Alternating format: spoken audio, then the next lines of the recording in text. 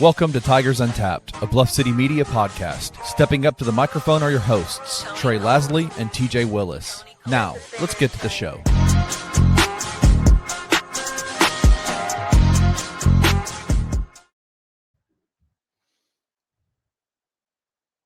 Do you remember me? I didn't even know. I had no clue you were going to be. I thought Trey fired you. What's going on?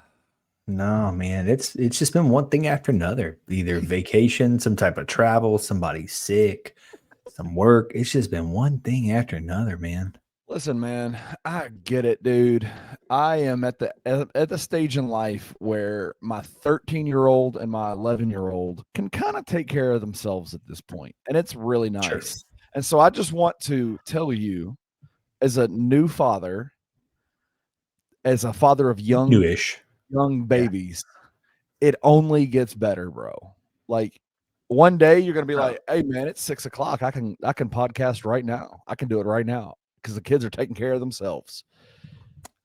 That'd be nice. I'll be honest with you. We're, at the age now, our son's about to turn 4 in a couple of weeks. Right. This is the third time we've taken him to the beach, and it is dramatically better now than it was last year and the year before that. He's not just like getting handfuls of sand and eating it anymore, right? Yeah. So that's Alicia. That's Alicia, apparently, that's doing that. Yeah, that's so true.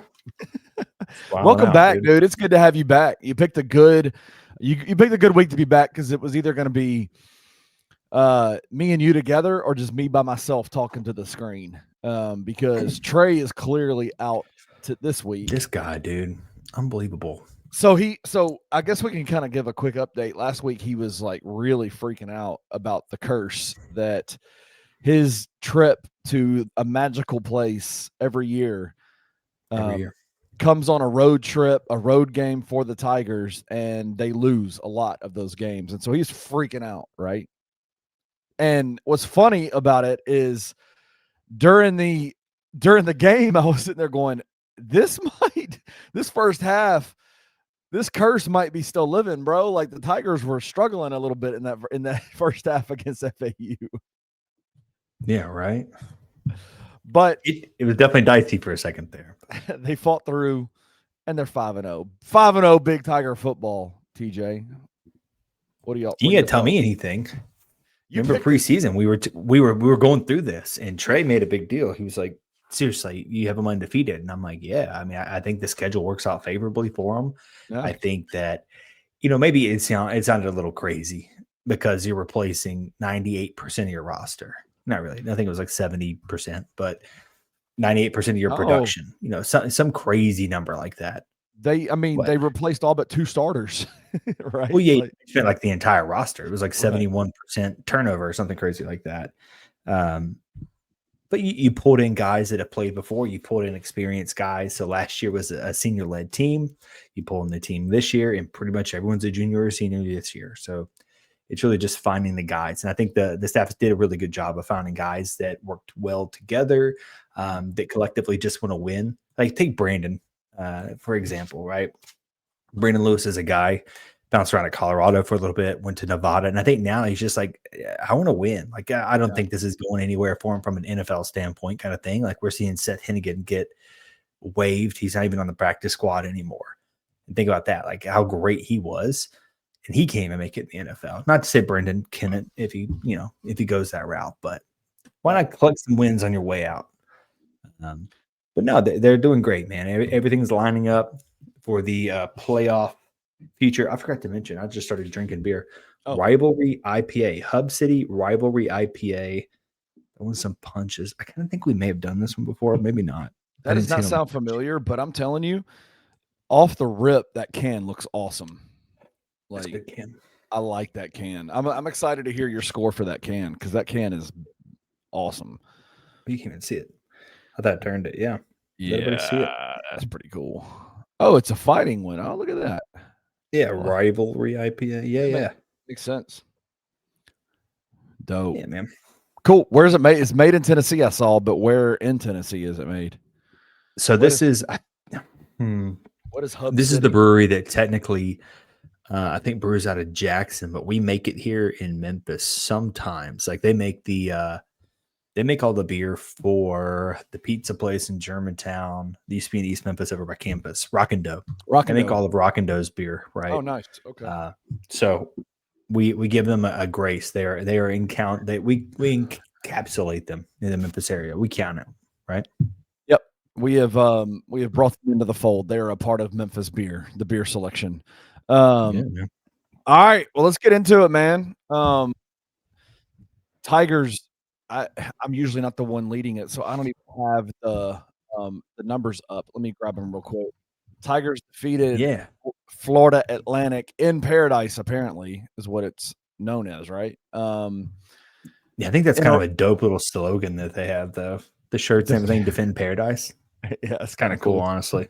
Kind of is paradise, honestly. They went off to Florida Atlantic and defeated them 55-26. And it was close. It was close all the way up into the fourth quarter, man. But the Tigers put a smackdown in the fourth quarter on Florida Atlantic. What were your thoughts on the game? Good game. Obviously, went back and forth a couple of times. They just play so fast that it's a different style of play, right? It's not the exact comparison of playing a Navy or someone that's really slow, but kind of just like monotonous in the way they play. It is similar to that because it is fast tempo, right? They're just to the line. They're slinging it around, little things here and there. And I know Silverfield says this all the time. They showed some things that they hadn't shown before on film. We get that one all the time. So the biggest one was their quarterback. Their quarterback ran the ball a lot. He ran the leading rusher for their team. He only had 28 yards, but 8 carries, 28 yards, which was surprising because that's not his game. It's not what he does. But I think that was kind of a surprise for the Tigers defense in the first half. Yeah, for sure. And again, I think he's a smart enough quarterback. He's been around the block. He was with the head coach when he was the OC at Western Kentucky. If they're going to drop 8, you have a numbers game inside, right? You should be able to take off, run, pick up a couple of yards. So yeah, kudos for them for finding little ways to pick up yards and things like that. It just didn't go their favor at the end of the game, right? There was some questionable call. I don't think they were that questionable. He was getting smacked in the mouth, but he was going for it on 4th. It was like 4th and 10 or something like that. Yeah, I wanted to ask you about that. Do you feel like in that game, the coach is he's a first-year head coach. He's never played he's never coached, I think in college. But what's his name? Let me find it. Kitley? Is that I feel like I should know this. Yeah. They called him. I mean, they let it be known very, very early on that he was a super aggressive head coach. That he most plays, obviously, I think they run like 90 plays a game, fastest paced offense in the entire college game. They're very aggressive, going for it down a lot. But did it not kind of feel like he was coaching like? It just felt like he just coached weird. Like there were some decisions that were made in that game, especially on the 4th down, that I was like, "What are you doing, dude?" Yeah. So there was the first one. It looks like it was. I'm trying to see where it was. It was what yard line? The FAU 46. I think they went for it. It was super early in the 4th quarter, and they went for it on 4th down. I thought that one was a little strange, but the other ones, I know the announcers and things like that were making a big deal, but they were already getting smacked in the mouth. So if they punt it, you're pretty much giving up. Like you're conceding, you're down. I don't even remember exactly what the score was at that point, but I think they were down at 2 scores. So if you punt it, you're giving up. So go for it. And if Memphis gets it, they're going to score anyhow kind of thing. So you're damned if you do, damned if you don't in that instance. So I get going for it on 4th down. Both of the last 2 times they went for it. There was just one that was a little early, but he is an aggressive coach, right? You got to be young, show your team you believe in them. I get that, but yeah, it didn't really pay off for him. Yeah, it didn't, man. It just, there was a level of even when because it was still a pretty close game. I thought one of them, the one where the announcers went crazy on TV, I thought it was still relatively was it a 13 or a 10-point game? I think at that point. Yeah, it was 2 scores, but it wasn't out of reach by any means. Yeah, but going for it, it just felt like it was so against the norm of what I'm used to in football that I was like, that just seems odd, right? Like it seems odd. And when you don't get it, it just is. It's you're basically waving the white flag. You're just like, it's done, right? Like we're going for it. We don't get it. The game's on the line right now. We didn't get it. Boom, it's over. The game is over. And Florida Atlantic completely let go of the rope in the fourth quarter. I mean, gave up 31 points in that fourth quarter. I looked it up. You think about 31 points. That's just a ton of points. The last team to score 31 points in a quarter, who do you think it was? The last team, I have no clue. Just make up a team. Ohio State. No, FAU last year. Kind of funny there, but I thought it was going to be more rare than it is. It's actually, I don't want to say common, but more common than I thought it was. Wow. Right. It seems like at least twice a year, someone scoring 31 points in a quarter, which is a ton of points. Like you're seeing games finish with not even that. So, right. I mean, hell, FAU didn't even pass 31. I mean, it could have been 26-0 in the start of the fourth quarter, and Memphis would have won that game. Right? Still won with that, dude. That would have been asinine had that been the case. You'd have seen some meltdowns. Who? I mean, obviously, we can sit here and talk player of the game, but it's Greg DeWosier, right? I think it has to be. I mean, 204 rushing yards, 3 touchdowns, the long of 90 yards, which is a stat. What was it? I think it was a record, right? Or maybe the last one was the 60s. Is that right? 1965, I think, is what I saw. Yeah, 1965, maybe. I think an argument can be made for Cortez Braham. I mean, Brendan Lewis is just closing his eyes and ripping them downfield to him. 6 catches, 127 yards, 2 touchdowns, a long of 73.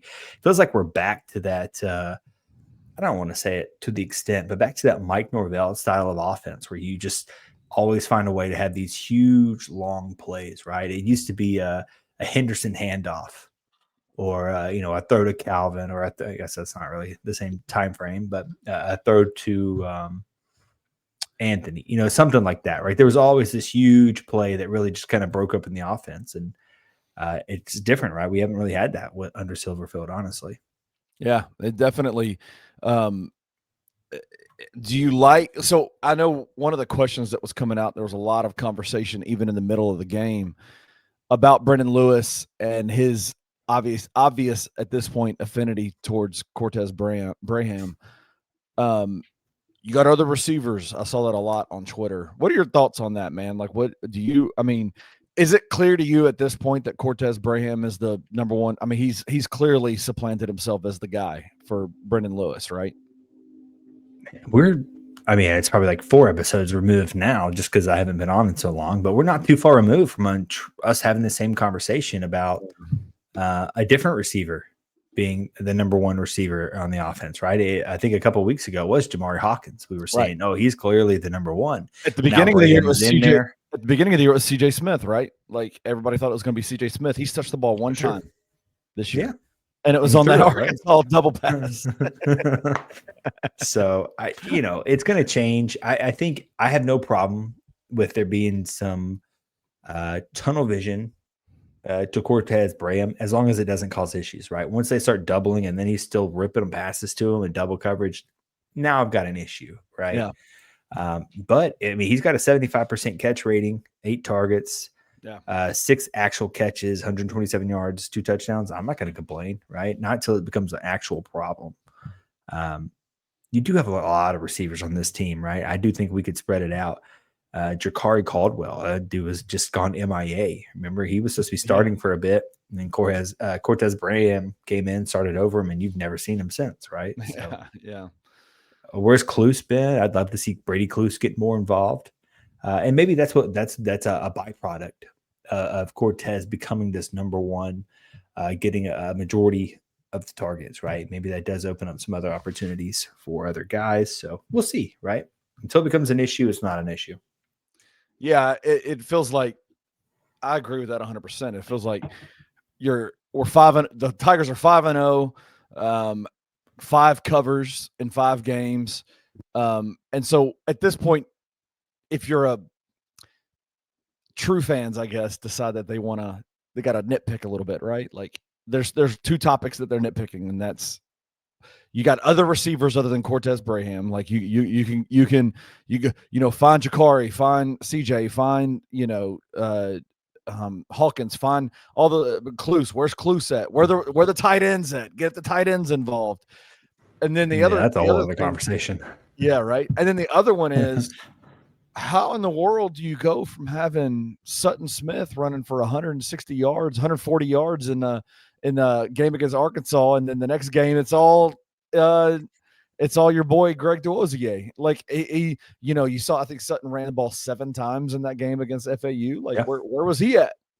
So there definitely seems like there's a little bit of a nitpicking thing going on with what the Tigers are doing offensively. I mean, just a reminder, we scored 55 points. I don't know what the complaint is, truly. I do get the confusion. Like, I mean, you just had Sutton go off the game before. This game, it's Greg, right? It's going to be like that all season long. You have 2 running backs that are extremely good. Are you just going to stop feeding them? I mean, if Greg is averaging 10, he didn't actually average 10 yards a carry. He averaged, where did that go? I don't care about FAU, dorks. He averaged, he did actually average 10 yards a carry. Yeah, sorry. 10.7 yards. Yeah. Okay, I was going to say hypothetically, if he averaged 10 yards a carry with 5 carries, you're not going to say, okay, well, I need to start giving Sutton the ball and make sure he gets his carries, right? You're not going to do that. You're going to keep feeding the hot hand, and eventually you'll change it up, and we're going to see this game after game. It could be Sutton the next game. Someone's made a comment about where's Passant, or where is Makari Bodyford? And I think it was Cramsey. It was like, who do you want me to take away carries from? No, it was Ryan that said that. Ryan said it in a press conference last week. They asked why did Greg obviously was healthy against Arkansas. Why didn't he play as much as Sutton? And he's like, did you see what Sutton was doing out there? Do you want me to take him out of the game? Yeah. What do you want us to do here? So it is. I get the frustration, and maybe like you want to say it can be better, but I mean, Brendan Lewis, 13 of 19, 196 yards, 2 touchdowns. Trey does have a theory that Brendan Lewis refuses to throw for more than 200 yards a game, and it kind of starting to check out. But you have to think his ability to see down the field, see receivers, and then also see a running lane. He's just going to take off and run, right? Yeah. He's just going to do what he can with his legs. So it's just different. He's not going to try to force a pass or anything like that. So he did add 60 yards. Brendan Lewis, 60 yards on the ground, 2 touchdowns. Like, what are you talking about? This offense is so different these days. You can't compare it really to the offensives of years past. Yep. What do you think? What do you think so far of the Memphis offense? Are you getting used to seeing a Brendan Lewis led team with what he does out there? Because we're so used to like 4 years of Seth Hennigan and kind of how they did things offensively. Like, have you adjusted your eyes yet? Like, have your eyes kind of adjusted to what the Tigers look like now on offense? I mean, I think to an extent, right? I think we knew going into this year it was going to be different than it has been in the past. It's a different skill set. Crimsey is always going to just change up the offense to kind of fit what he has around him, right? You're not going to take, someone. I'm trying to think. You're not going to take a Brady White and say, all right, let's run complete spread option offense, right? You're not going to have him try to run out in space and make pitches. It just wasn't to his game, right? Yeah. So why make Brendan try to be this guy that he's not? He has the ability to be mobile, and he has the ability to take off and run, and make the offense fit. Here's something that I think that, it gets overlooked maybe. Memphis is 11th in yards per attempt. They're 14th in points per game, 21st in rushing yards per attempt allowed.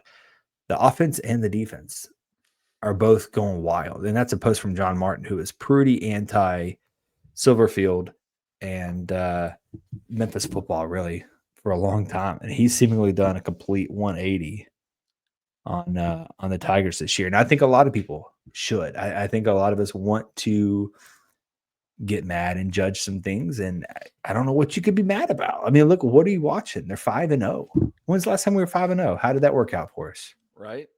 I wanted to ask you this. This is something me and you have had conversations about off air. and I wanted to bring it to on air.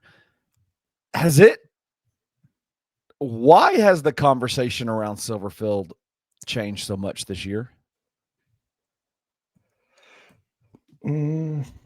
Because would you agree with me that he has hit that place with Memphis Tiger fans where, I mean, like literally 2 years ago, folks were calling for his head, and now, there's rumors and reports of potentially Arkansas being interested in him and getting a lot of national love and stuff like that. And Memphis fans are like, he's our coach, you can't have him, that kind of deal. Everybody's celebrating Ryan Silverfield, and I think deservedly so.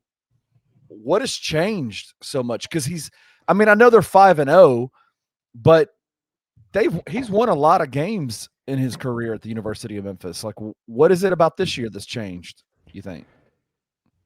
They just keep winning. Their quality wins, right? I mean, it's not like it's the hardest schedule in the world, right? Let's go back and look at the schedule thus far, kind of what they have, and kind of compare it to the rest of the group of five. In years past, like let's take last year, for example. You had Boise State, pretty unbelievable, right?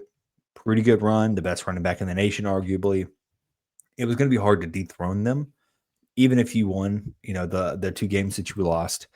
I think the biggest knock on Ryan is he hasn't been able to get over the hump. He hasn't been able to win the games that mattered, right? So let's go back and look at that 2024 schedule. I'm trying to remember which game we dropped now. This is something that Trey can pull out of the back of his head. I just can't do it. I'm not built that way. Where are we at? The UTSA game, obviously. That one was frustrating, and then I know the Navy game as well. It's those 2 games, right? So you went on and went, 11-2 the whole season? Is that correct? Yep. Yeah, 11-2 in the whole season. Respectable. I think the conference is what it is. I know a lot of people have said the conference isn't very challenging.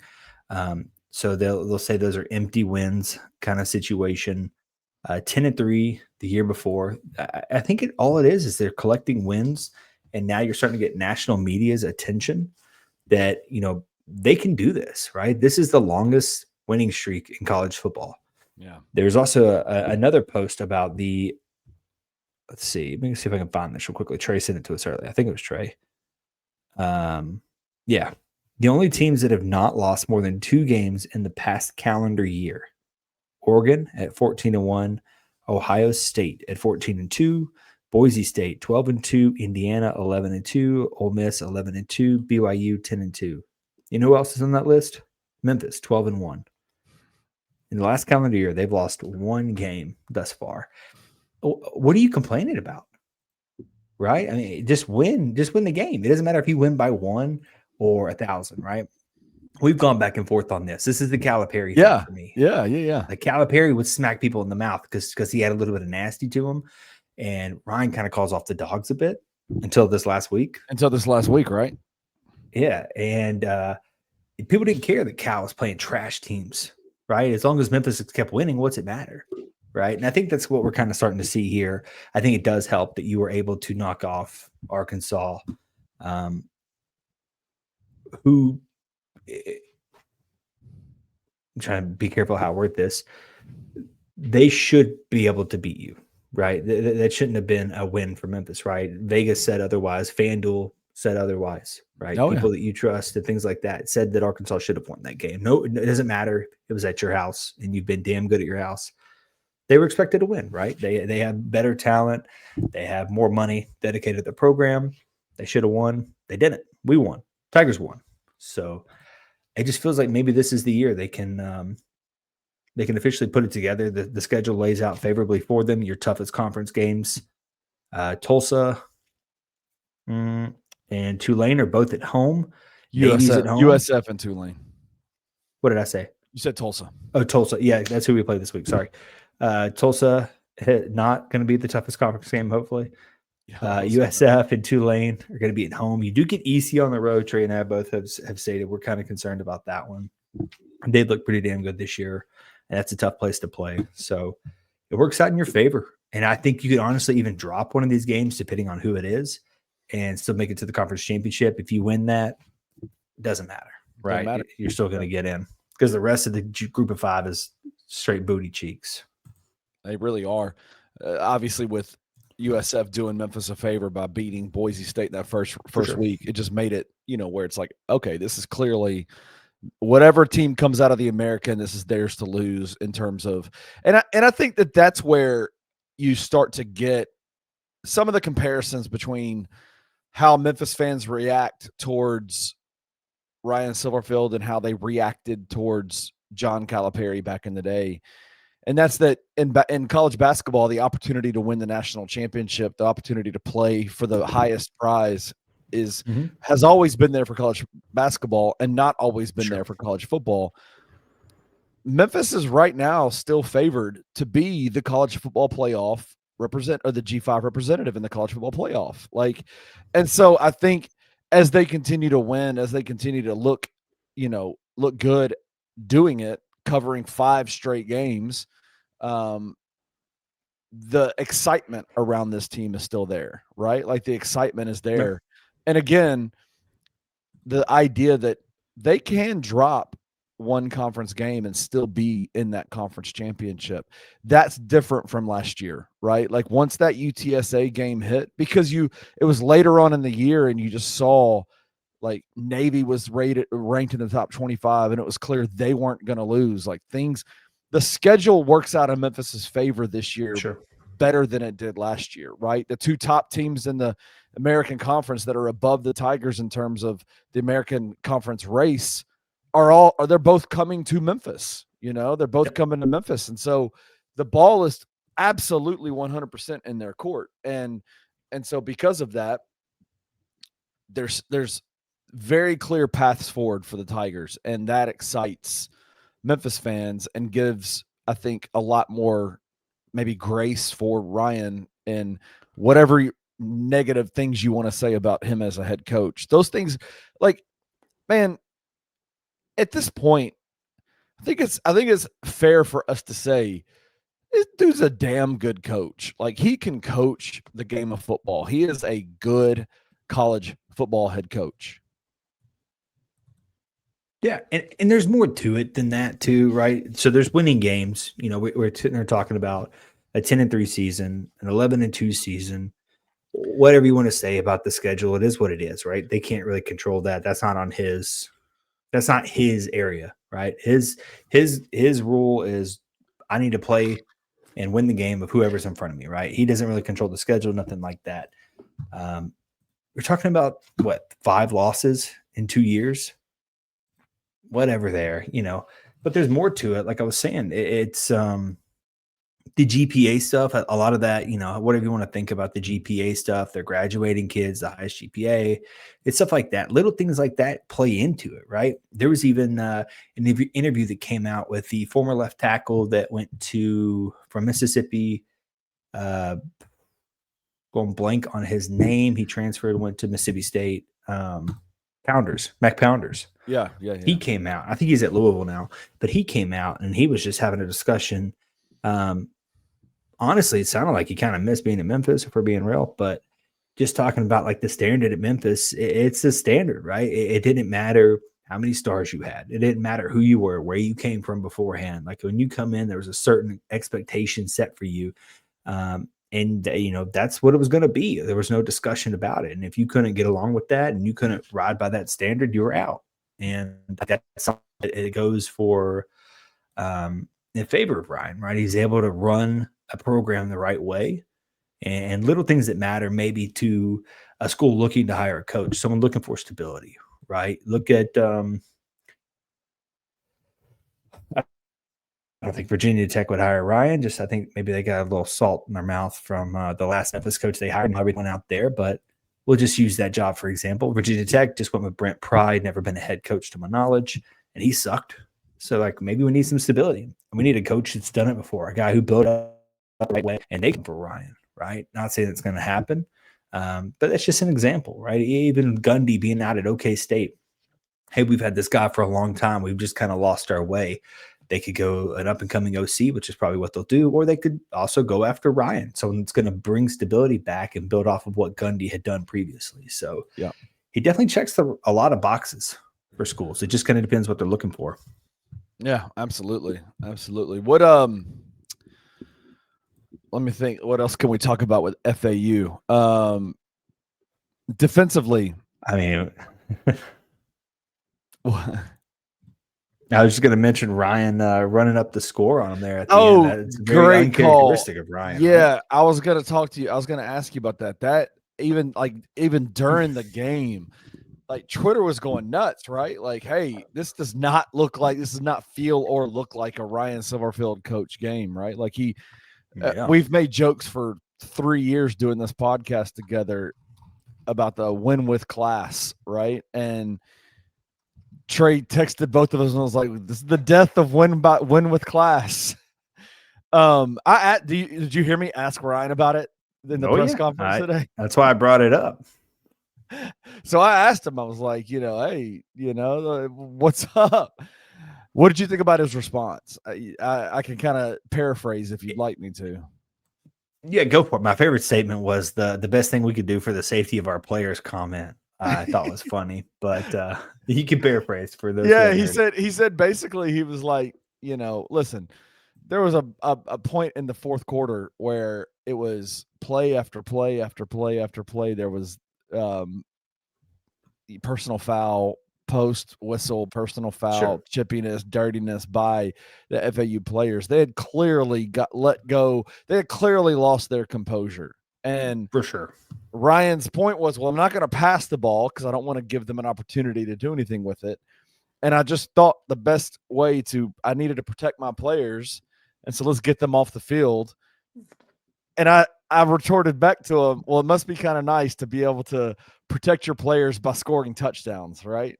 And Yeah, did you see? I love. This is the second week in a row I've asked him a question like that. First time was against Arkansas. I said, there's got to be a part of you that knows that SEC is not going to be scheduling Memphis any longer once this new rule, these non-conference game rule comes into play. Is there a part of you that is motivated to send Arkansas out with a beating, right? Like to let them know why yeah. they're not going to schedule Memphis anymore?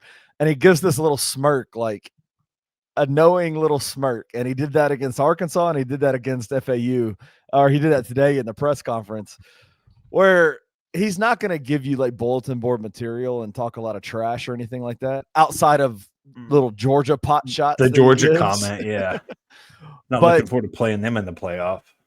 But how dope is that though? Like, hey, I got to protect my players. Hey, so let's get them off the field. Let's go score a touchdown, right? Yeah, let's And go ahead and smack these dudes in the mouth real quickly and get our guys off the field. He put it on FAU. Like he did not let up the entire game. Well, yeah, did you just hang a 30 burger on somebody in a quarter? I mean, how demoralizing. How much fun it was nice though, right? Like a 55 points on a conference opponent, outscoring them like God, 31-6, I think, in the fourth quarter. Well, I think what it was is that the thing about Ryan is he just has failed to put a game away, right? So everyone goes back to the Houston game a few years back where you're up, I don't even remember what it was, 17 or 21. I can't remember exactly what it was. And he let off the gas. He got conservative. And in reality, all he was trying to do was just milk as much clock as possible. And then freak play happened. And then big play happened. It was just kind of one thing after another. And they lost the game because he got conservative, right? And at the end of this game, maybe not the very end, but we've talked about it pretty much the fourth quarter. It kind of kept going back and forth. And so you were able to just say, all right, let me go ahead and just slap these dudes in the mouth. We'll score. Then they got chippy, and then you went ahead and just buried them. Like you were already going to win. You were up 2 scores, but you just went ahead and buried them, let them know who daddy was at the end of it.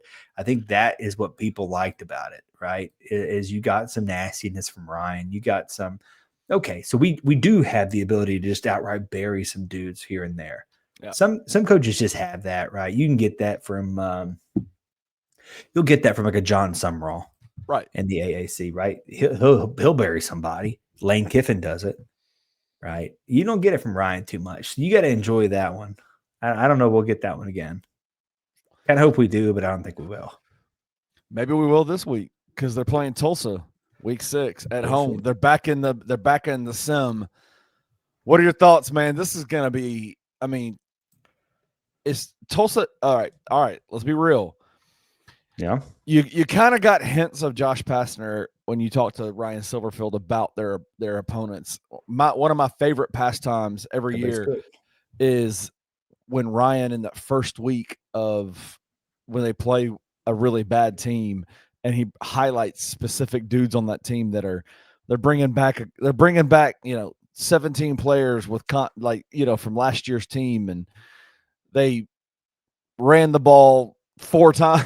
They just he just picks out random stats and like hypes them up to be Sure. much better than what they are.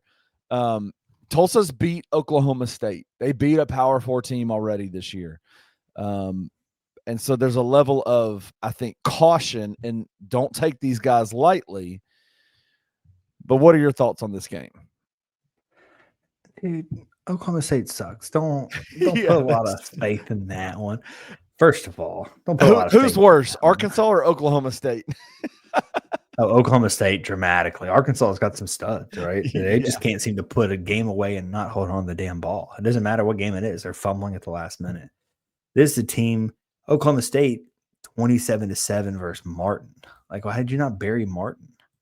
Anyway, we're not talking about Oklahoma State. Tulsa's better than I thought they were going to be, and it's weird because they're on their backup quarterback right now. So their starter got hurt. They rode the backup. Starter came back healthy, and they're like, we're just going to ride this hot hand, right? They have the hot hand. They're going to start the backup quarterback, and he's performed okay. They're just kind of back to the Tulsa of yesteryear, right? It's a good offense. I think they're just missing some pieces. I don't foresee this being too challenging for Memphis. Famous last words there. Yeah. I don't have the FanDuel numbers in front of me. Do you have those by chance? I do. The FanDuel numbers are right here. Memphis is a 20-point favorite. Yeah, what are we talking about here? Minus 1250 money line. The score is 56.5, under 56.5, minus 114. Shout out to FanDuel for those numbers, but they are heavy favorites in this game. Woof. Yeah, just looking at the number. I don't know, man. There's nothing that really stands out. Like, I know you were kind of pointing it out. Like, Ryan's going to pull out some random numbers off the top of his head to make it look good, but well, their running back has 70 more yards rushing than Sutton Smith does this year. Does that count? What does that mean? No, because we have 3 running backs. If you look at our quarterback and our 2 running backs, right? He ran for 142 against, who is this? Abilene Christian in the first week. His name is Dominic Richardson. He ran for 93 against, is that New Mexico State? And then he ran for 146 against Oklahoma State. God bless Oklahoma State must stink. Good Lord. Yeah. I mean, put it. Oh, Dominic Richardson's a Baylor transfer. Now, mean nothing to me, dude. I don't mean nothing to you. So total defense, Tulsa is giving up 370 yards per game. I have a good feeling Memphis is going to go over that, maybe close to 100 yards over that. Currently averaging, I think, 450 yards per game, but I think it's going to be it's more of the same, right? And it's hard to say what Memphis' game plan is going to be. Obviously, it's going to start off by handing the ball off because they've dominated all year on the ground. I think it's going to be more of that. Brendan Lewis, game manager type of play. Just get the ball, spread it out downfield, keep the defense honest, keep handing it off.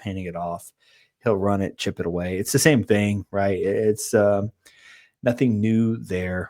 I don't foresee this being too challenging. I don't know that we covered 20 points. 20 points is kind of a lot. I think that Tulsa's offense can get some yardage. I mean, they're averaging about 400 yards themselves. I think a lot of that's probably coming later. Probably a lot of it's coming against Stankel, OK State, if we're being honest. Well, whatever. I wouldn't personally take the 20 points. I think that's a lot. Minus 1250 on the money line isn't really beneficial to anybody. The over or the under is 56.5. Yeah, there it is. 56.5 is kind of a lot. I could see Memphis just running it out and just absolutely crushing these dudes on the ground and kind of controlling the clock. So I'd be concerned about that as well. All in all, I mean, I think I would take Memphis minus 17. It's probably not going to be very lucrative, but it's a safer number in my opinion. I mean, just what I would do. Minus 19.5, minus 17. That's just a field goal. It's septic hitting a field goal. Just septic. What, dude? Septic? Yeah, a poop tank? What are you saying? That's right. That's right. Respect my guy, dude. No, I think I would just feel better about the 17, honestly. This is one of those games where it could get weird for whatever reason. They just don't blow them out. Yeah. Who's going to get in this game? Is it going to be a Sutton Smith game or is it going to be a Greg DeWozier game? Or could this be the game that Tim Cramsey puts both of them in at the same time? Oh, both. A 2-back set would be with Brendan Lewis. With Brendan Lewis as the quarterback. Yeah, bro. What do you do? I don't know what you do as a defensive coordinator. I don't know how you plan for it because no matter what linebacker covers them, you're screwed. Yeah, right. Yeah, it is a lose-lose situation there. Probably something we should do more often. But again, what are you going to do? You think that's something they're holding on to for the USF game in a couple of weeks? Probably. I wouldn't doubt it. I assume Memphis is going to be straightforward here. Inside zone, outside zone, same stuff. They're going to really try to pound the ball on Tulsa, who's pretty crummy against the run. I honestly think that's just going to be it. Nothing stands out in the pass game. Honestly, they're not too terribly bad in the pass. I mean, they've given up less passing yards than Memphis, but that's just because everyone's walking down the field on them. On the ground. Listen, if your defense struggles Memphis has been hella stingy. If your defense struggles to stop the run and then you play Memphis in week 6, bro. Yeah. I honestly would not be shocked if Memphis had 2 100-yard rushers in this game. I don't know the last time we've had 2 100-yard rushers. Hey, 3. What if we had 3? I mean, it seems a little crazy. I don't know if we can get that far. What if they had 3, TJ? Do you like them minus 19.5 if they have 300-yard rushers? Yeah, at that point, Tulsa's already quit and given up, and they went ahead and subbed in FAU's defense on us. And is this true? This says that the last time Memphis had 2 100-yard rushers in the same game was October 27th, 2015, where we beat none other than Tulsa 66-44. Is this poetry? Are we talking this into? I have been saying, into existence. You haven't really said much because you haven't been on the show, but do you think that I'm silly for talking about Memphis team being a team of destiny? Kenny, I had them going 10-0. You know how insane that is? When's the last time Memphis went 10-0? I'm just saying, like, a lot is going in their favor, right? A lot is going in their favor, and they are producing on the field, right? They're doing what they need to do, and it just feels like this season has just been really, really is shaping up to be a very special season for the Tigers. I agree.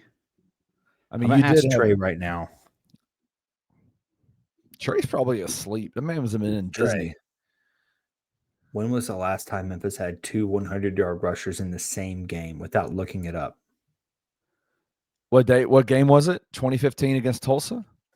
Yeah, of course it was against Tulsa, right? This is the same thing. The last time a team dropped 30-plus points in a quarter was FAU last year, so it's poetry that we hang a 30 burger on them this year. Last time Memphis had 2 100-yard rushers in the same game was against Tulsa.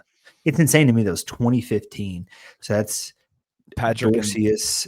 No, 2015. That's before Patrick. Was that before Patrick? Oh, that's right. Patrick was Yeah, 2019. Yeah. This is a Dorcius, and I can only think of Jarvis Cooper, and I know that's not right. Shout out to Jarvis Cooper, though. The other running back that transferred, Henderson. I think it was probably Henderson. Not Daryl. No. This kid was good. He just transferred before. Oh. He came in real good under Mike. What is his name? Henderson. 2015. If I look this up, it's going to say Daryl Henderson. It's not him though. 66-42. Let me see. Box score. Oh, dude, you were close. Nice job. Well done. Is it Henderson? Jamarius Henderson. Jamarius Henderson. Yeah. Wow. Way to go. Dorlan Dorcius had 32 carries for 138 yards on 32 carries, 2 touchdowns. Jamarius Henderson, 14 carries, 112 yards, 2 touchdowns. Paxton Lynch went 32 of 44 for 447 yards. God. Wow. The final score. Guess the final score of that game. I think I said it already. It was like 60-something to 30-something or something. I don't remember now. It was 66-42, Memphis. Yeah. That's wild stuff, man. Gosh.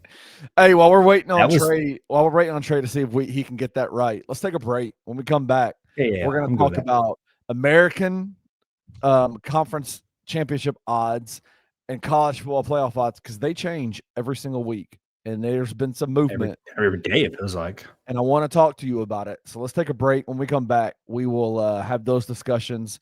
Then we'll get into some Memphis Tiger basketball. And then Hub City Rivalry IPA. Hub City Rivalry IPA. All right, let's take a break. We'll be back.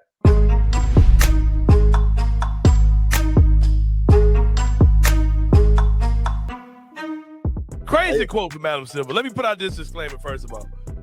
I am not here to defend Adam Silver at all. Adam Silver has a lot of things to criticize, especially if you are a Grizzlies fan because of how he handled the John Morant situation and all these type of things. Ridiculous. And just how he's kind of inconsistent with the way he goes about doing things. Adam Silver kind of became an easy target, especially when you have let's have an all-star game and have rookies playing on Sunday. And he just destroyed the all-star game last year. It just this crazy overconsumption he has with the NBA All-Star Weekend. It's totally crazy to me. That what he said was tacky as hell, and it sounded absolutely crazy. I know for a fact, man, as a guy who is a bootleg king, who won't pay for none of this shit, I know it's a lot easier to watch this shit now than it was 5 years ago.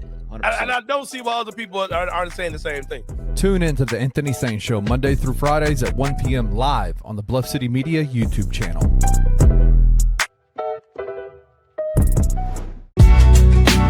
In the heart of the Highland Strip for 27 years, Trilogy Tattoo has helped tell stories for Memphians for generations.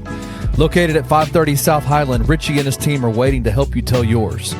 From tattoos to piercings, your body art should be as unique as you are. Voted a Memphis Flyer top 3 tattoo shop in the city of Memphis since day one. Your story will be safe here at Trilogy Tattoo. Open 7 days a week, Monday through Saturday, 11 to 11, and 3 to 11 on Sundays. They have convenient times waiting on you. Let Trilogy Tattoo help you tell your story.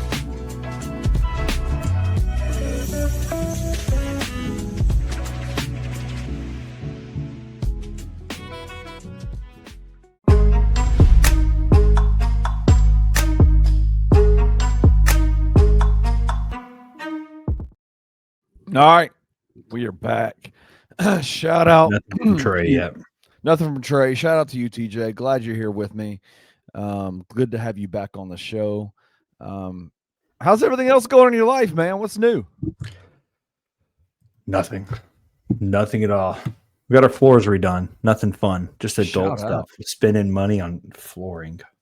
Well, my biggest news from tonight for me is that my daughter her volleyball team won their district championship against Bonlin Middle School tonight. Beat them in 2 games. They're headed off to regionals. They got they're playing the regional finals in Mumford on Friday, and then headed to state next week if they win that game. So it's been a lot of fun. I have completely turned into a volleyball dad. It is the coolest sport ever. What is it? What makes up a volleyball dad? What does that mean? You just wearing knee pads around? Yeah, I mean, seriously. But no, I have yells and screams. Like volleyball is such a, when you watch a volleyball team, they have cheers and chants for every little thing that happens. I know them all and I lead them all. They're so much fun. But it is such a cool sport, man. I honestly, I really do wish that volleyball had been an option for me when I was younger. Like, because it is such a fun sport to play. I'm trying to say this with a straight face.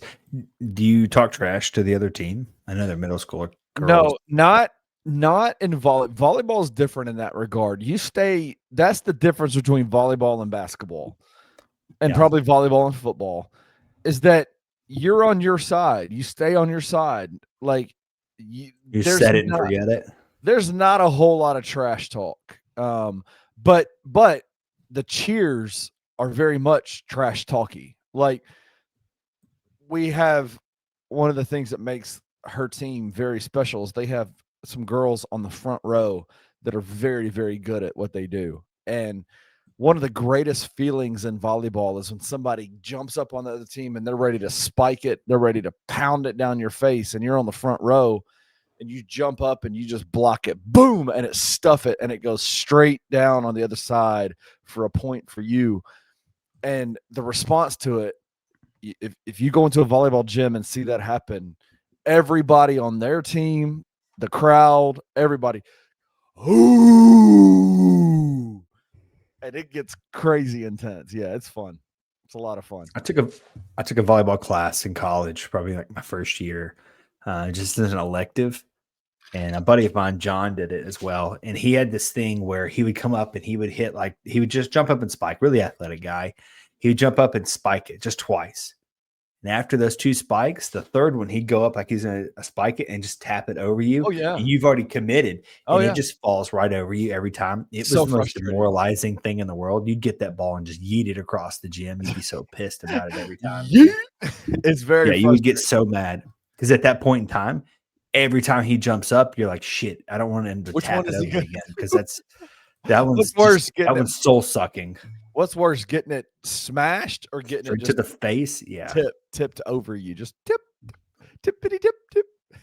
It's a fastball to the face, or someone's just going to tip it right over your head and you've already fully committed. It's either way, it's the worst. You just pack up and go home.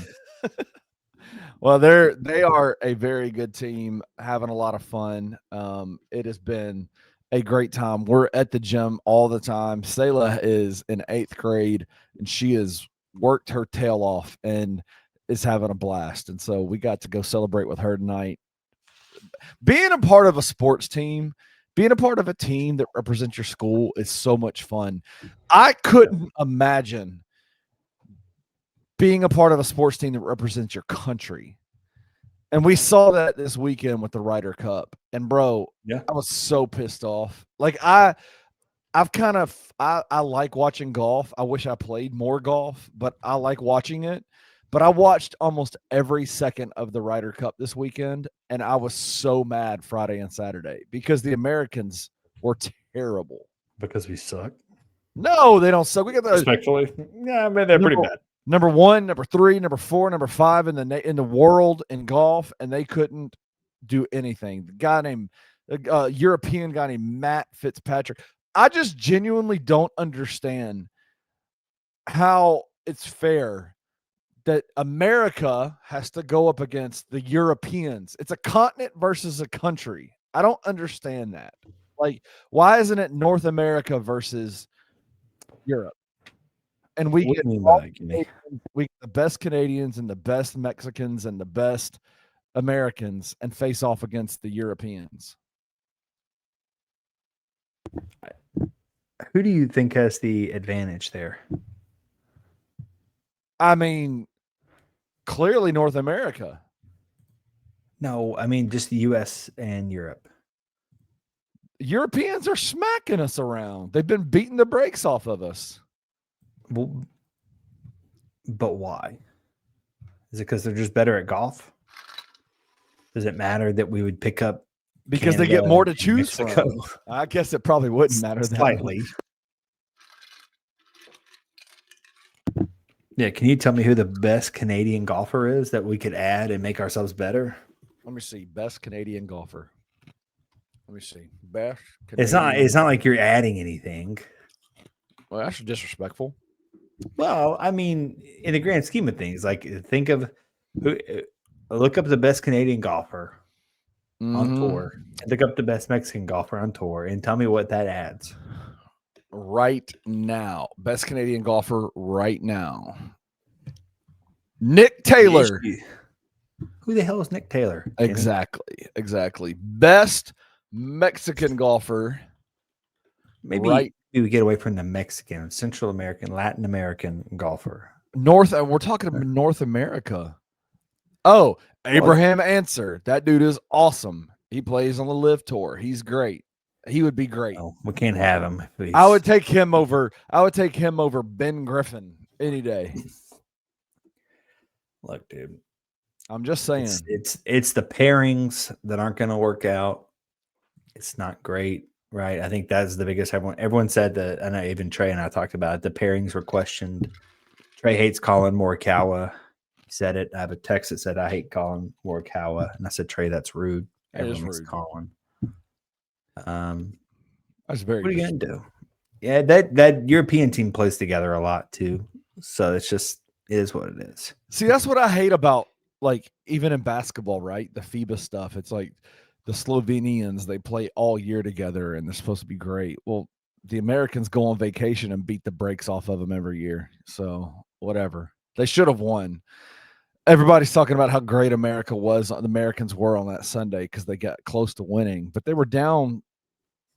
Yeah. So dumb. Anyway, let's get back to some actual sports.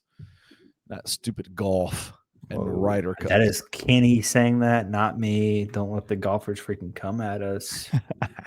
All right, let's look at some American title conference or college football playoff race odds presented to us by the great people over at FanDuel Sportsbook. It changes daily. It changes all the time. South Florida still in the lead to win the American Conference, plus 290. Tulane, plus 310. Memphis, plus 320. North Texas, plus 600. It was, I think, last week a little bit tighter in that 2 through 4 range. But South Florida, Tulane, and Memphis are on a dead heat. And the beautiful thing about it is those two teams, South Florida and Tulane, come to Memphis, baby. Yeah, they're on their schedule, right? That's the biggest thing. You've heard Ryan say the most important game is the one that's on our schedule this coming week, right? It's the same thing. The one that's in front of us. Just win, right? Just win. It doesn't matter. You don't have to blow them out. You can win by one. You can smack them in the mouth, hang a 30 burger on them in a quarter if you want. I don't care. Just win. Just win. It'd be a lot cooler if you smacked them in the mouth personally, but you come away and get a win.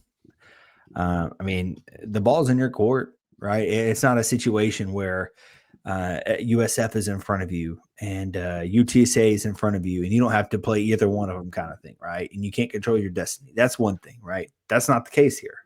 It's not like an Army last year. You know, you're not running into that. So control your destiny, win your games, get out of there. Be awesome. Yep. I agree. I was going to ask you a question, and I can't remember what the question was. Is there any part of you? Have you watched any of Navy play this year? Are they any good? I mean, yeah, they're decent. Obviously, they have the best. I don't want to say he's the best quarterback. I think preseason wise, everyone said he was going to be the best quarterback. He hasn't been as good this year as he was last year. But yeah, they're still pretty good. I mean, it's. The triple option just sucks, dude. It's just such a hard thing to judge, and if you're going to be able to contain it or not. But yeah, not my problem, right? Do we play Navy this year? I don't think so. Yes, we do. Right, we do. Yeah, because we played them. We played them at their home last year. We play them at home this year. Is that the Thanksgiving game? Am I making that up? I think you might be right. For some reason, I thought that was the Tulane game. No, I thought Tulane. I thought Tulane's early. Tulane's Navy is November 27th. That's right. Yep, 6:30 on ESPN. So we got ESPNU. We got 1, 2, 3, 4, 5, 6, 7 games left, and we have 1, 2, 3, 4 that are on ESPN network right now. And I would suspect that South Florida game will be on probably College Game Day. It'll probably be a College Game Day game late night on ESPN. Wouldn't you think? You're talking about Memphis and USF? Yeah. October 25th. No. I can't make it, unfortunately. It'd be cool. I think it'd be fun for college football, but I think you're going to get that LSU A&M game. I think that's going to be the one that stands in the way. Don't you think, though, they're SEC overkill at that point? I mean, they've been – how many times this College Game they've been at an SEC game this year already? A lot. How much does that matter? It mattered in 2019. Different circumstances, right? I don't know. Was SMU undefeated? They were 14th or 15th in the nation. Yeah. Let's see. They were ranked ahead of the Tigers. The Tigers were 20. The Tigers literally snuck into the top 25 before that College Game Day game. That was their first week in the top 25, I think. I'd have to historically go back and look at what the schedule lined up as, right? But if you look at the November 20th, wait, not November 27th, November 7th. Is that what it is? What? The South Florida? Yeah. So October 25th is that game. Oh, that's the 25th. Tulane is the 27th. No, Tulane's the 7th. Navy's the 27th. You said the 27th. I'm getting it all backwards now. Yep. I'm getting it all backwards. My bad. Yeah, so right now you have Texas A&M, LSU on the 25th. That's really what you're competing against. I don't think anyone wants to see, well, depending on how Mizzou and Vandy turns out. Like if Vandy beats Alabama this weekend and Missouri keeps winning, I could see that one. You also have Ole Miss, Oklahoma the same day. That's 4 versus 5. Yeah, it might be a College Game Day game. Yeah, imagine that one's going to be up there. I don't think I saw that last time. Is that in Oklahoma or is that in Oxford? That's at Oklahoma. So I feel like that one. You got, and in that game, you got, in that game, did you know? Would you ever suspect that Trinidad Chambliss would have better Heisman odds than John Mateer at this point in the season? No, that dude's good though. That dude is good. And it's kind of a wild story because he was kind of a nobody. Yeah. I think he was D2 quarterback. D2, he's a D2 transfer. Yeah. Like, let's just give him a couple stars, make him a 3-star quarterback, and he just found his way out there. Yeah. Pretty sick name, too. It is a great name. All right, let's look at some college football playoff odds. Those have changed as well. South Florida is plus 340. Memphis is plus 390. Tulane is plus 390. The top 3 teams to represent the G5 in the college football playoffs. That has changed because Tulane was ahead of Memphis last week in these odds. And it was weird because it didn't make any sense. But anyway, plus 340, plus 390, plus 390.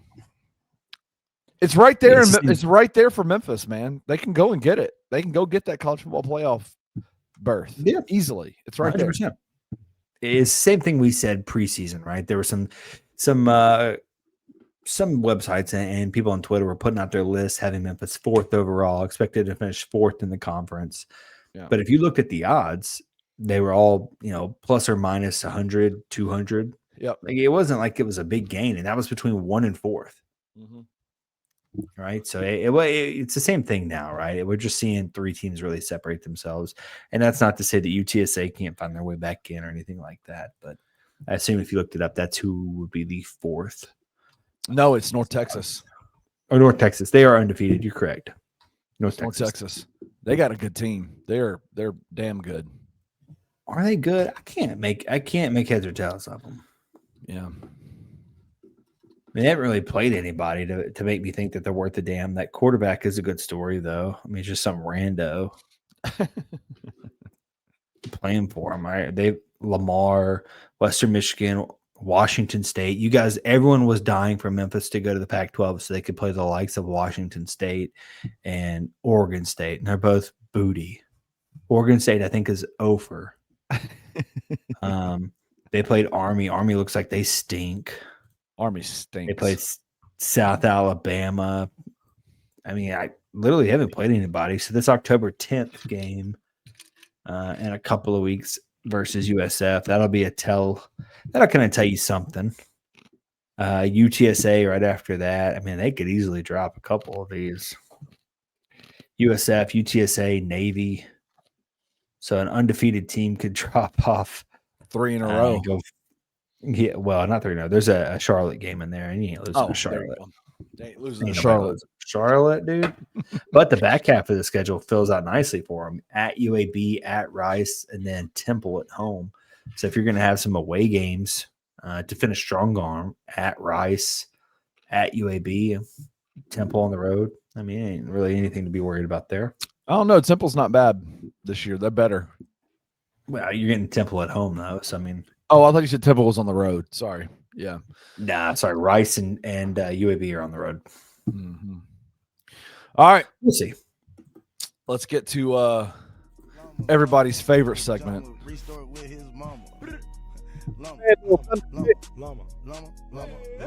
Oh, no. You are so close, dude. I know you've been gone, but we were very close to turning this to Rod TJ instead of 50-50 TJ. But now it is like clearly smack dab square 3-3. Both of you guys. Trey is having a tough year. He is having a rough year. I think he's kind of given up at this point. But he did send in a pick for this week. Miami minus 4.5 is his pick. What have you? I like that one. You wanted to pick that one, right? I did want to pick Miami, yeah. My thing is it's been last second, and you guys would text me and be like, "Hey, man, we need a bet." I'm like, whatever, dude. Just give me Vandy, whoever Vandy's playing, right? I didn't even know who they were playing. It's not like we don't record at the same time every night. I know. And I just blindly picked the line of wish Vandy minus 23.5. What was I doing?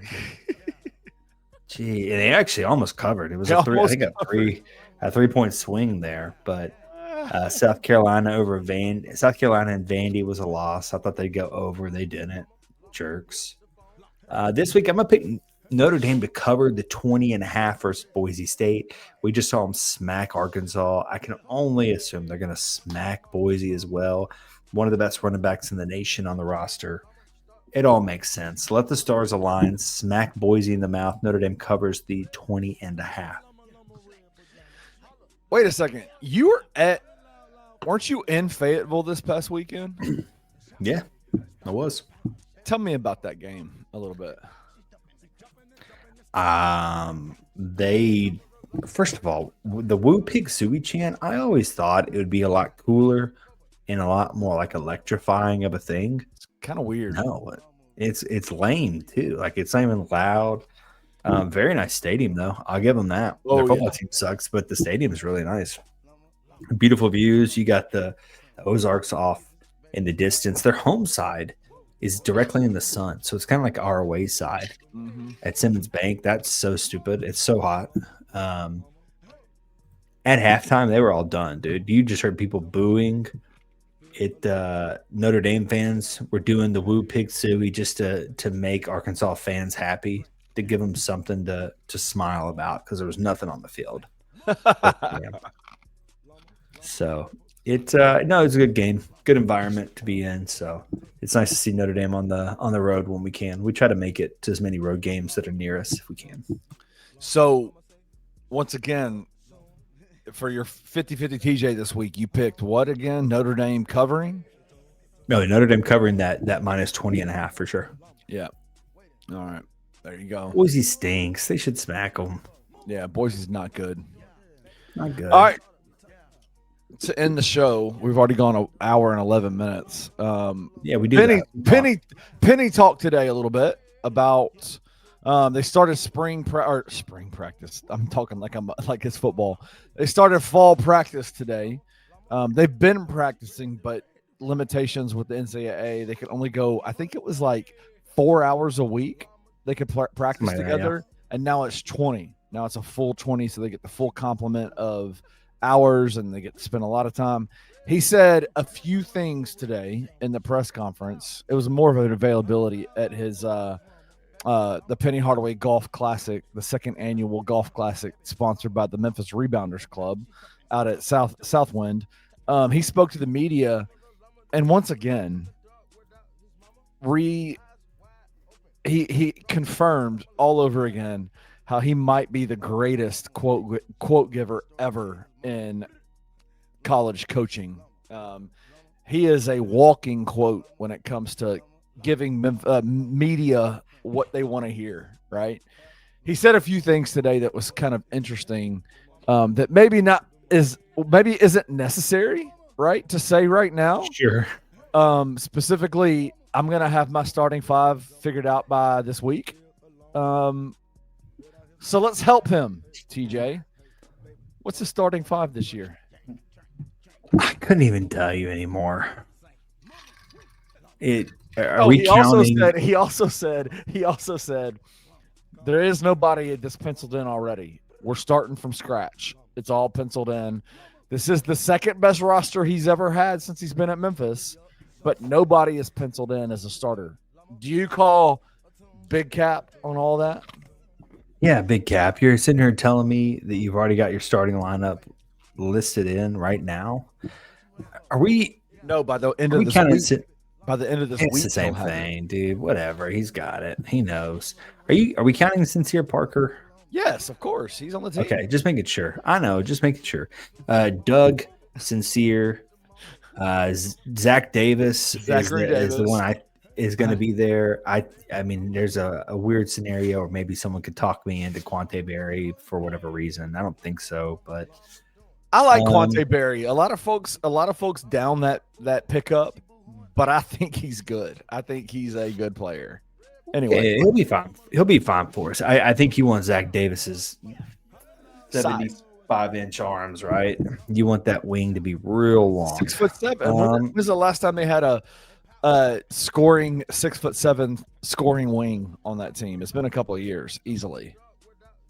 Well, it'd been real cool if we got that MTSU guy from a couple of years ago, but that didn't work out. TFL. Yeah, TFL. Thank you. The 7-footer, I cannot think of his name. Aaron Bradshaw. Bradshaw, yes. And then Tark, the new guy. Seems like an easy lock there. No brainer, right? He's in there telling me this dude is basically a reincarnation of the big man last year from without the footwork. Dane I'm going Danger. blank on names, right? Dane Danger, thank you. Going blank on names. Let's be okay.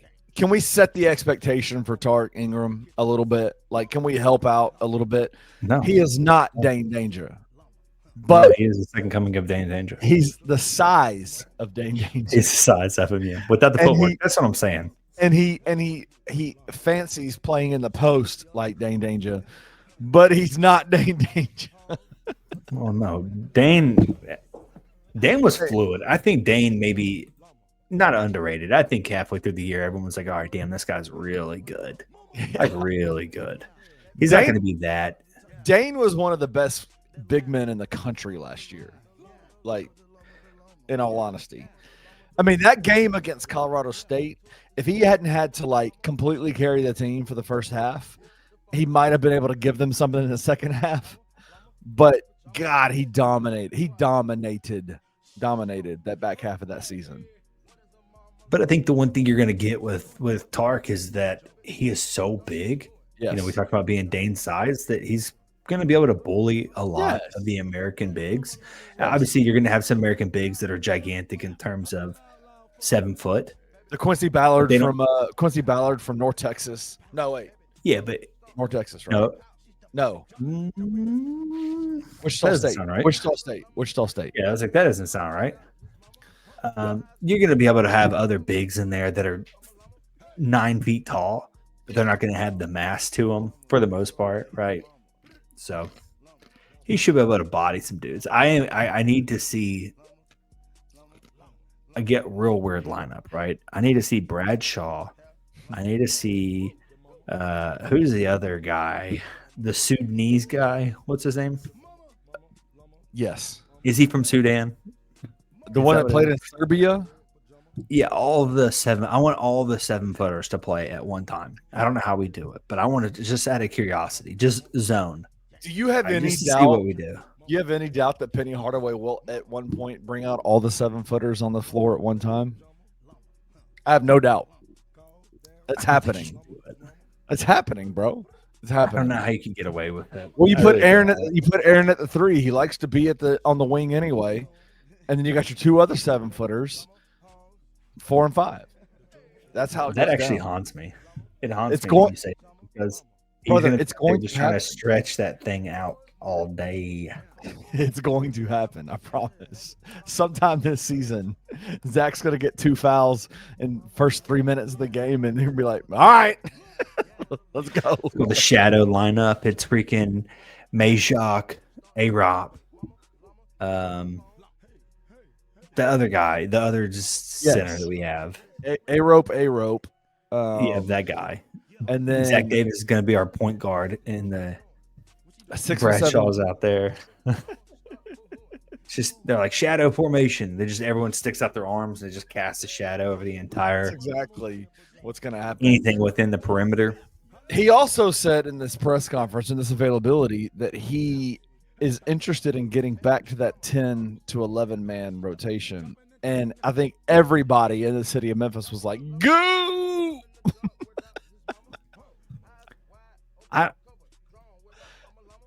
I didn't feel be negative about it, but I don't feel that way. I don't feel goo about it. I don't know that this is the roster to do it with. I know he says it's his second best roster. They have depth. They have more depth than they've had in a very long time. Since that depth, that's the problem. Yeah. Name what any of these dudes have done. Interchangeable parts, my guy. Interchangeable parts. No, I'm not. Look, it's the same thing I said months ago. I'll say it now until I actually see it. Who's your backup point guard? What are you gonna do about that? Curtis Givens. What are you talking about? Okay. Who's your backup 2? You going Quante? Julius Tedford. Okay, you want Tedford. It's interchangeable, however you want to put this, but okay, go ahead. Go ahead. You say Barry. Who keep going through the secondary, the second lineup. Quante Berry. And then you've got Hakeem Ashton. And then you have this Hakeem no one knows how to say his name. You can't say it. Yeah, the UT I know you're talking about RGVA guy. Rio Grande Valley. I think that guy's going to be awesome. Honestly, I think he's going to be very good coming off the bench. Then, hey, don't hate on Ashton. Ashton's had 2 years in college basketball now. He's gotten bigger. He's gotten stronger. He can shoot the ball still. Don't hate on Ashton. He ain't going to start. Not like he did his freshman year. Penny had him starting. You don't need him to start. No, just mess with you. We've seen these guys. Actually, we haven't seen these guys. That's really the heart of my point, is that you haven't seen them in big minutes. You haven't seen them really do much of anything. That's my concern. You're talking about depth. I have no faith in a lot of these guys to being a depth player if you're talking about running 10-man rotations. My question to you is this. At this point, as a fan, you're going to have to get over the fact that you don't see these guys. Like, this is the way of college sports now. It's the way it's going to be. And so my thought process is this. Has Penny earned your trust? Has Penny earned your trust?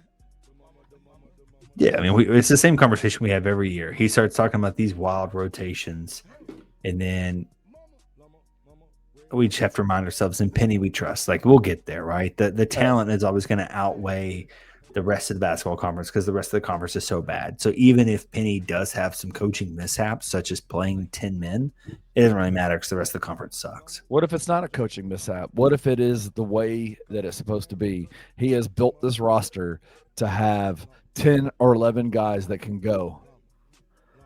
Because, hey, did we not complain a little bit last year about the lack of rotation? Isn't that one of the reasons why they probably didn't survive having to play 3 games in 3 days and then play a week later against Colorado State? They just broke down. They lost Tyrese Hunter and they lost Tyrese Hunter and it was over, right? Yeah, here's just my problem with it, though. Why is no one else running 10 and 11 men rotations? Aren't they? No, they're not. I think so. Not real 10 and 11 man rotations. The 10th guy may play 3 minutes a game max. And that's probably what's No going to one happen. else is running. No one else is running that real as a 10 man rotation. It's 7, 8, maybe 9, and 9 is really getting the mop up in. You know what I mean? I can see that happen with So that's my concern is that when you say 10 and 11 man, I'm like, what are we doing? Like, why you put the other guys out there at that point? But it's a 7 to 8 man. Everyone else is using 7 to 8. Would you Why are we rather have going Curtis Givens 10 or playing 11? for you, or would you rather have Baraka Koje on your floor? Oh, Koj is a lot harder to say, so I'm going to pick Lil Kurt personally. Lil Kurt. All right. Well, shout out It's a to lot Penny. easier to say. Shout out to Penny. I was telling Tracy this earlier today around the dinner table. It is so much more fun having this podcast, doing these podcasts when we have actual sports to talk about. Sure. We're back, baby. We got the Grizzlies starting up tomorrow. We got hot today spot. training camp. We got Memphis football in full gear. We got Memphis basketball starting up. It's go time, right? Yeah, this is the best time in Memphis sports, dude. I guess the best time in general, but you get all the Memphis sports going at once. Yeah, it's beautiful. All right. Let's get to it. Hub City Rivalry IPA. Shout out Hub City. Kind of showed you earlier. This can is so cool. It's badass. I love that It's color. really good can. Whatever designer said, let's put those colors together. Shout out to you. Yeah, got the gloves on there. You got the fighting. I didn't notice it. Is it red, white, and blue? That's Yeah. why I like it. Okay, cool. There's America, Kenny. Yeah, good can, man. It looks purpley to me on the screen. Yeah, I think it is like a really dark navy blue. And for some reason, this camera does kind of look purpley. It's just a weird blue. I don't know if that helps any at all. Maybe that helps a little bit. That helps. Great can, though. I really like the can. I'd say the can is probably an 8.5 out of 10. A lot of detail in there. I don't really know why Rivalry is the name of it, but I don't really care because the beer's really good, too. Oh. I'd say it's definitely something I could drink twice. Oh, wait, I see there's a sign here that says everybody loves a good rivalry. Okay. Hidden details in the background. Okay, I can't really read any of the other little details on it. Good can. I like IPAs. It's kind of a hoppier IPA, but it has like a sweet finish on the back. I'd say like a 7.7 out of 10. You could even talk me into a 7.9 if it was super cold. It is kind of a higher gravity beer, though. What does that mean? 7.2%. Anything over like 6.5% alcohol, I think is considered high gravity. So it's 7.2% alcohol by volume. So I prefer that just because you can drink less beer, but still get the funness out of it.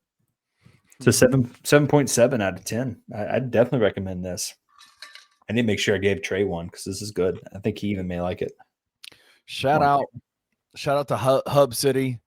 Shout out to Rock and Dough. Y'all get one more free plug, and then you got to start paying for it. 100%. And giving you free. Ain't nothing free. So what were your scores? The can was 8.5. The beer was 7.9. 7.7, but you could talk me into a 7.9. We'll take it up to 7.8 just for S's and G's, just to meet in the middle, right? Hey, man. Do it. You're the man, dude. I appreciate you. It's good to have you back. Appreciate you being on here, man.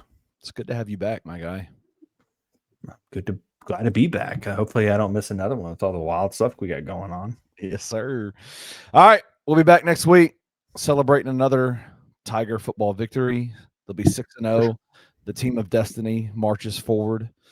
And I suspect we'll have 3 100-yard rushers to talk about next week. Yay or nay? Over, under. What are your odds? Yes, plus 500. For over 200 to have 2 100-yard rushers? 3 100-yard rushers. Oh, that's definitely over 500, Kenny, without a question. Yeah, I mean, that's like plus 1,200. Plus 1,200. All right, 2 rushers, 2 200-yard rushers. I mean, we'll just probably take it down to plus 5. Yeah, I'd give you plus 5 for that. Maybe plus 6. That's more realistic. I'll take that money. I'll take that money. I'll take that bet. Okay. All right. Let's do it. Well, we out of here. What's the phrase Trey likes to say? Come back next week for the hot take. Cold beer hot takes. Cold beer hot takes. Peace. If you enjoyed this episode of Tigers Untapped, leave a rating and a review wherever you download your podcasts. Like and subscribe at Bluff City Media's YouTube page.